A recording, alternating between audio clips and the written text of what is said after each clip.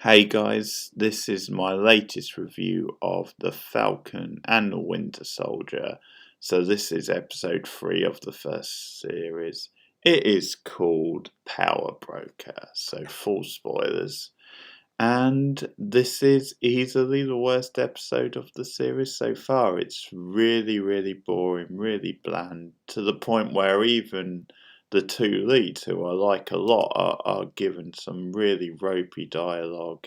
And just the overall drama and action of the show just feels very, very vanilla, very cardboard cutout, very plodding. There's a lot of clunky dialogue in this episode. And the drama of the show, I just don't care about really. So, in this, we see the return of Daniel Braun's Zama from the films, of course. He basically, Bucky decides to look him up in a German prison, and that is because he has knowledge of like the serum which created the super soldiers, and he sort of against the advice of the Falcon Sam, who is very much against it. Bucky wants to let Zama out despite their sort of animosity and their history, and he's basically already done it. It's actually one of the better scenes of the episode as he's explaining it to Falcon how exactly he did it without like suspicions being raised. But so the trio go to like Germany to look up the power broker, who Zama explains is the one who will have knowledge of what they're looking for. But they come across a bunch of characters along the way, so they go to like this club, and has a very sort of cyberpunk look to it. This whole vibe, this whole area of Germany and the club. And yeah, they go through a bunch of people. So you have the contact, Zama's contact, and they finally get in to see her, and she's very suspicious of them. They sort of have to go undercover, or at least the Falcon does. He's dressed up to.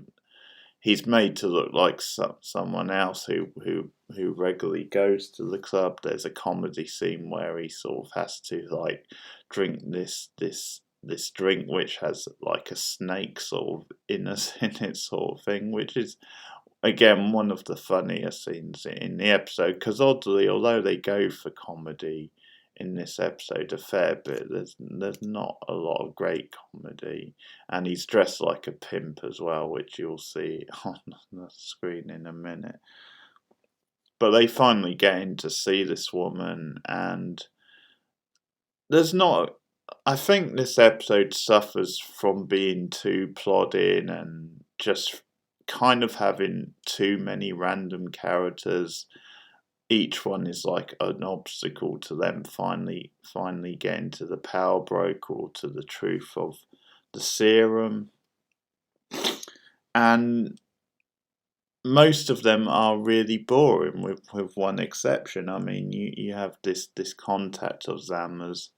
She has, this exaggerated Cockney accent, this bleach blonde hair, and she's meant to be just this stereotypical like female like governess, and she just has no energy to her at all. She just feels like a bland stereotype. And things finally come to a head because Sam's sister calls him, and like these characters force him to put it on speakerphone. So, and it's one of those where he's like tiptoeing around things and trying to talk to her in a way which doesn't really reveal what's happening. And eventually it comes out when she calls him Sam. But there's basically zero tension in that scene. And what we then get is some more generic action. See, in the first episode, whether you would say it was good or bad or indifferent, like that one action scene, particularly with Sam when he was diving onto the aeroplane sort of thing, and that whole mission. There was some good action in that first episode. The action in this is very by the numbers, very, very sort of generic. Um, but as I said, they go through these collection of characters, and the most interesting is definitely Sharon, this character from Sam's past, who again is someone who he's sort of wronged or has a vendetta against him. But against all that, she does put them up for the night, and she has a place, and it turns out she has a connection to the power broker at this party she's hosting. And I'm now I've not seen the movie, so I'm gonna go out on the limb and say that Sharon came from the movies. And Sharon, certainly for a supporting character, I think is the best thing in this episode. I like the actress. I thought she had a bit of a presence. I thought she had decent sort of comic timing. Was quite sort of tough talking, quite a grounded character. I sort of believed in her as a human being, but also as a badass, which we see as the episode goes on. We see she can take care of herself. So I like that character. Unfortunately, a lot of the drama or a lot of the dialogue back and forth between her, Sam, and Bucky just feels like a massive exposition dump and just a lot of, hey, if you don't know the movies, if you don't know exactly what's going on, here's this. And it just felt like it was dragging the scene down a lot. Whereas they could have just done some good comedy or just some good character stuff and just got to the gist of the scene a lot quicker. I think that was a real problem. And eventually they get to this guy, this scientist who came up with the serum, and he says that Carly and the rest of the flag smashers have like stolen it, and that they're going to be in big trouble. The power broker's basically going to hunt them down and kill them.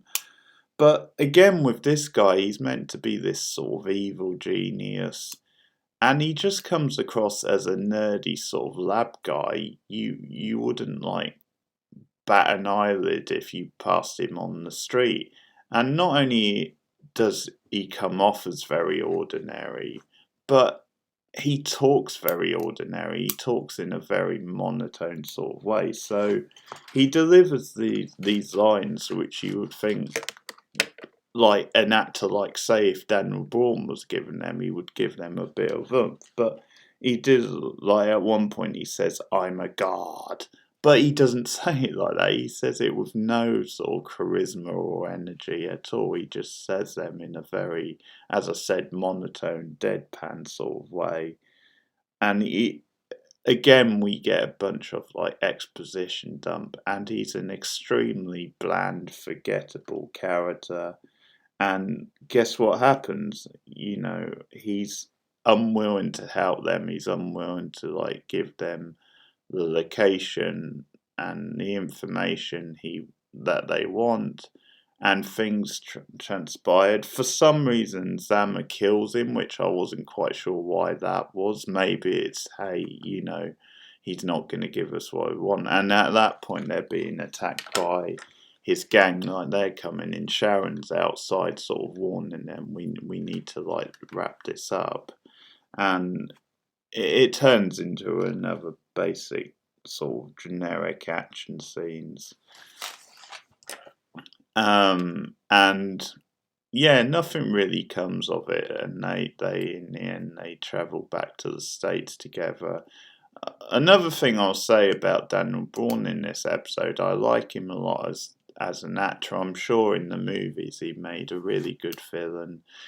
And he's fine in this episode. He's quite sort of slippery, and at various points he's sort of stirring up trouble with the heroes. But he's I think because there's so much happening in this episode and so many characters, he just feels too at the side of things, too on the fringes. It feels like he's just like commenting from the peanut gallery at times, and that's a real problem. You just want, when you have an actor that good and he's a guest star, you just want more for him to do. And again, another issue is with the flag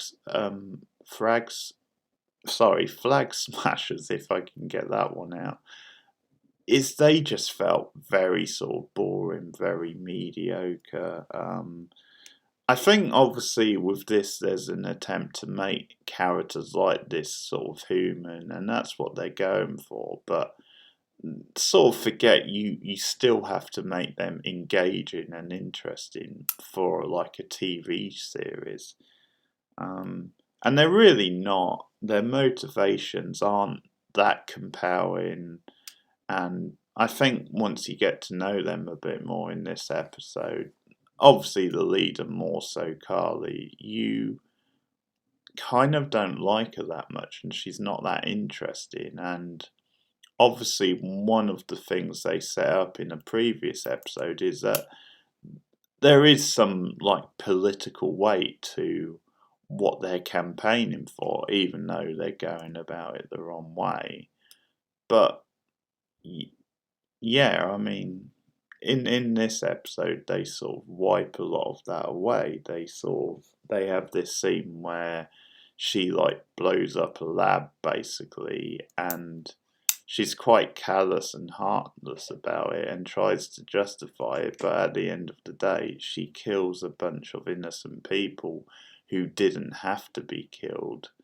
And yeah, that's kind of awful, and it's a real broad stroke. It doesn't really engage you or think that's an interesting motivation. What they did was wrong, but I can understand it. You can't really understand it on any level. So it's a really plodding episode, and the drama of the show so far isn't really captivating me. As I said, even the lead characters in this, bar one or two lines of like comedy, just don't come out of this episode very well. So it's definitely the weakest so far. So that's my thought on episode 3 of Falcon and the Winter Soldier. Let me know yours in the comments below. Like and subscribe, and follow me on Twitter at Keith Beard. But I'll be back with more Falcon and Winter Soldier and Marvel TV reviews coming soon. See you later. Goodbye.